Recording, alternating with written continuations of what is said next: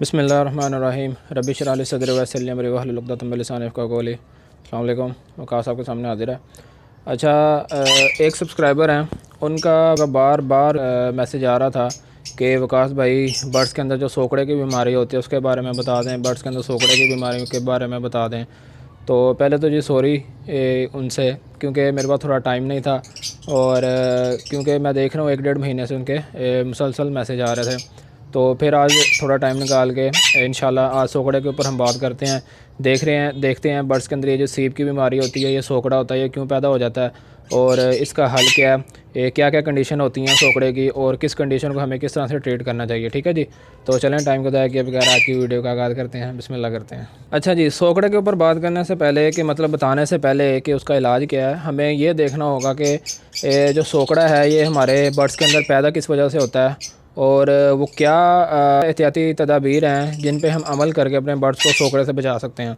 अल्लाह का शुक्र है, मेरे पास आज तक मेरे बर्ड्स के अंदर किसी किस्म की कोई सोकड़े की शिकायत नहीं आई। वजह क्या है? वजह यही है कि कुछ प्रिकॉशंस होते हैं, ठीक है, कुछ एहतियातें होती हैं, वो अगर आप अपना लेंगे तो आपके बर्ड्स के अंदर भी कभी सोकड़े का मसला नहीं आएगा। अगर हो जाए तो फिर क्या करना है इंशाल्लाह वो भी बताएंगे। नंबर 1, सबसे पहले जो मेन वजह होती है सोकड़े की वो होती है ये क्या अब ये है जी आपके दाने का जो पोर्ट होता है।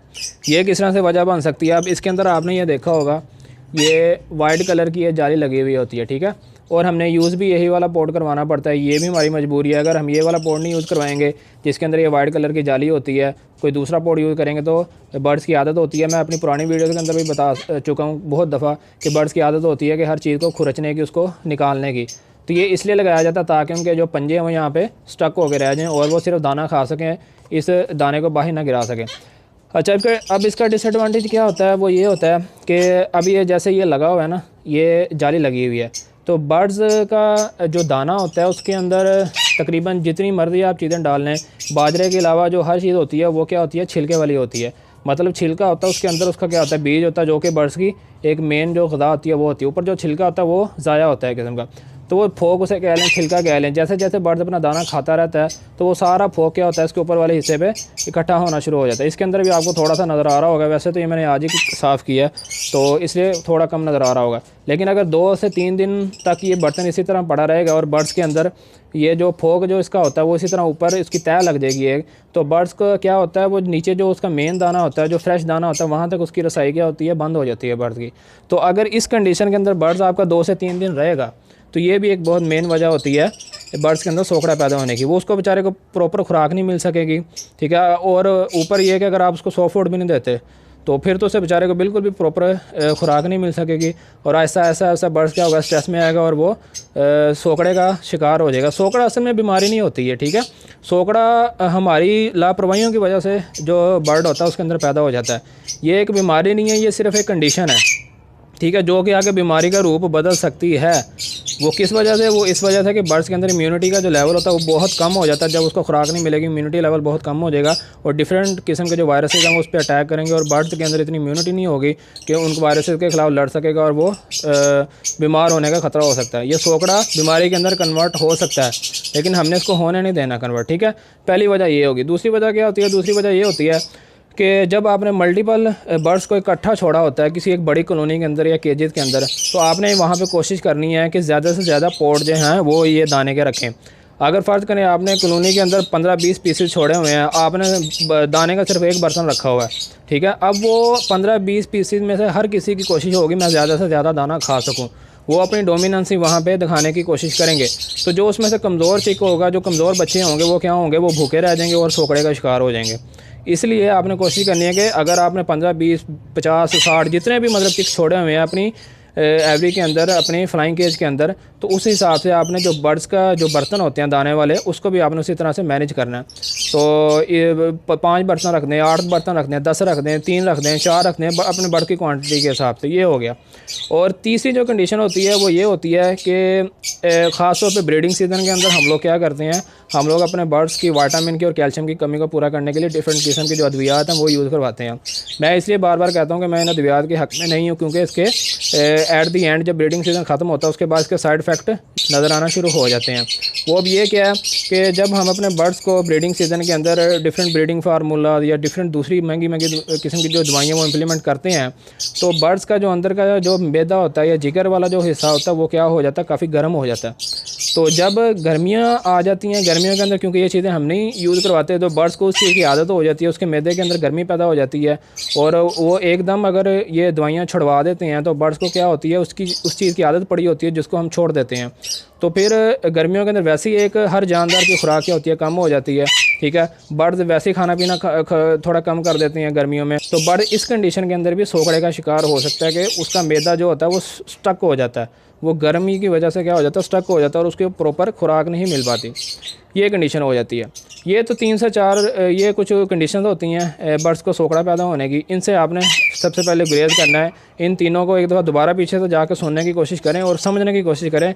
मैं क्योंकि ज़्यादा लंबी वीडियो नहीं बनाना चाहता, छोटी छोटी वीडियो के अंदर ज़्यादा से ज़्यादा बातें शेयर करने की मेरी कोशिश होती है, तो आप बस इनको दोबारा समझें। और इसमें से अगर मैं एक पॉइंट बताता हूँ तो उसको 3 से 4 पॉइंट आपने खुद ही डेवलप करने हैं उसके अंदर से। ठीक है, तो अगर मैं सब कुछ बताना शुरू कर दूँगा, सारी डिटेल बताना शुरू कर दूँगा, तो वीडियो अगर मैं आधे घंटे की भी बना लूँगा ना, वो भी छोटी पड़ जाएगी हर टॉपिक के ऊपर।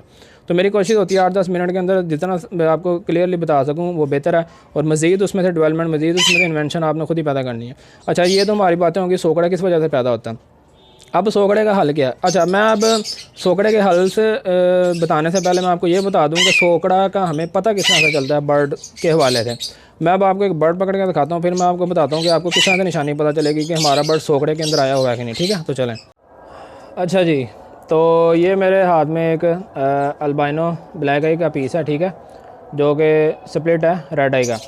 अच्छा, सोकड़े के लिए हमें क्या, ये माशाल्लाह भी ये देखें, ये सिर्फ अभी 2 महीने का, 2 से 2.5 महीने इसकी एज होगी, और माशाल्लाह इसका साइज़ चेक करें। ठीक है, माशाल्लाह बर्ड्स का साइज़ देखें, और अल्लाह का शुक्र है बहुत ही माशाल्लाह अच्छी इसकी हेल्थ जा रही है, बहुत ही अच्छी इसकी ग्रोथ जा रही है इस चिक की। अच्छा, सोकड़े का क्या पता चलता है, ये जो हड्डी होती है ना, ये जो सीने की हड्डी होती है बर्ड की, ठीक है, ये देखें, इसके तो माशाल्लाह बिल्कुल ठीक है ना। ठीक है, जो सोकड़े वाला हमारा जो बर्ड होता है उसकी ये वाली सीने की जो हड्डी होती है वो ऐसे उभरी हुई हो जाती है, बाहर की तरफ आना शुरू हो जाती है, और आपको क्लियरली जब आप बर्ड को पकड़ते हैं, आप यहाँ पे टच करते हैं, तो आपको उसका नुकीलापन हड्डी का जो नोक होती है वो ईजीली महसूस होना शुरू हो जाती है। आपको पता चल जाता है कि मेरा बर्ड के अंदर कोई ना कोई कमी है। ये बिल्कुल पेट उसका क्या होगा, मांस जो है बिल्कुल ख़त्म हो जाएगा बर्ड के अंदर, और ये हड्डी जो है बिल्कुल विजिबल हो जाएगी, बिल्कुल वाज़िया नज़र आना शुरू हो जाएगी। ठीक है, बर्ड की ये होती है एक सोकड़े की बीमारी एक तो, और दूसरी मैं अभी आपको बताता हूँ, पहले इसको बेचारे को छोड़ दें।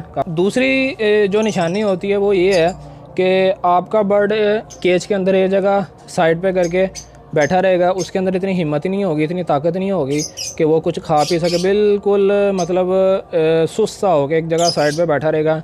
फिर आपने देखना पड़ेगा आपको कि आपके बर्ड्स को किसी किस्म का कोई लूज मोशन तो नहीं लगे हुए, या फिर कोई और मसला तो नहीं है, या उसको सोकड़ा तो नहीं है, डिफरेंट किस्म की वजूहत हो सकती हैं। तो ऐसे आपने अपने बर्ड्स को टाइम बाय टाइम एग्जामिन करना पड़ता है, आपको देखना पड़ता है अपने बर्ड्स के हालात क्या हालात, अपने बर्ड्स के हालात के क्या हालात चल रहे हैं आपके बर्ड्स के। ठीक है, तो ये तो जी निशानियाँ होगी पता करने की। अब इसके ट्रीटमेंट के बारे में आ जाते हैं। तो ट्रीटमेंट के है से पहले इसकी मैं कंडीशन बता देता हूँ कि जो सोकड़े की जो होती हैं वो 2 कंडीशन होती हैं। पहली तो कंडीशन ये होती है कि इसके अंदर आपका बर्ड्स क्या होता है, वो दाना खाने की कोशिश करता है। ठीक है, ये ज़रा वो कंडीशन होती है जब इनिशियली आपको पता चल जाता है भी मेरे बर्ड्स के अंदर कोई ना कोई इशू है, वो दाना खाने की कोशिश करेगा, दाने के पास आएगा, उसको मुंह मारेगा, कोशिश करेगा, लेकिन सही तरीके से वो खा नहीं पाएगा।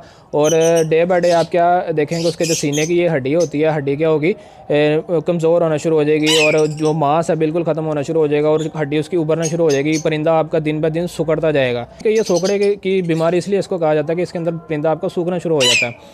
ठीक है जी, तो एक तो ये कंडीशन होगी, और दूसरी जो हमारी कंडीशन होती है वो ये है कि बहुत ही ज़्यादा हालात ख़राब हो जाता है जब सोकड़े के अंदर एक बर्ड का आपको ज़रा भी अंदाज़ा नहीं होता, वो इतनी जल्दी वीक हो जाता है, इतनी जल्दी कमज़ोर हो जाता है कि उसके अंदर बिल्कुल भी खाने पीने की हिम्मत ही नहीं रहती उस बर्ड के अंदर।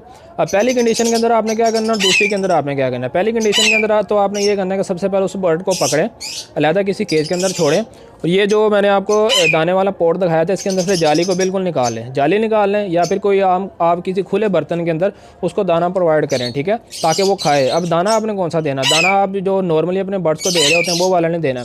आपने दाने के अंदर स्पेशली बाज़ार से आप लेके हैं, सिर्फ उसके अंदर आपने कंगनियाँ देनी है, ठीक है, कंगनी दें। और उसके अलावा बाकी हर चीज़, ये जो खुरता वगैरह हो गया, या सूरजमुखी का बीज हो गया, ये जो हैवी चीज़ें हैं, या ये जो गर्म जो चीज़ें होती हैं, ये चीज़ें आपने अपने दाने के अंदर से निकालनी है। 4 से 5 दिन के लिए सिर्फ उसको कंगनी रखें। और अगर आप खुले बर्तन में दे दें ज़्यादा बेहतर है। अगर आप इसी पोट के अंदर देना चाहते हैं जो बर्ड्स का पोट होता है, तो फिर उसके अंदर से जाली को आप बिल्कुल निकाल लें, ठीक है। इंशाल्लाह बर्ड खाना शुरू होगा और ऐसा ऐसा ऐसा ऐसा 4-5 दिन के अंदर वो रिकवर होना शुरू हो जाएगा। उसमें ज़्यादा कोई इशू नहीं है, ज़्यादा मसला नहीं है। अब दूसरी कंडीशन क्या है, दूसरी कंडीशन के अंदर क्या होता है कि आपका बर्ड बिल्कुल ही कमज़ोर हो जाता है, उसके अंदर हिम्मत ही नहीं है बिल्कुल खाने पीने की।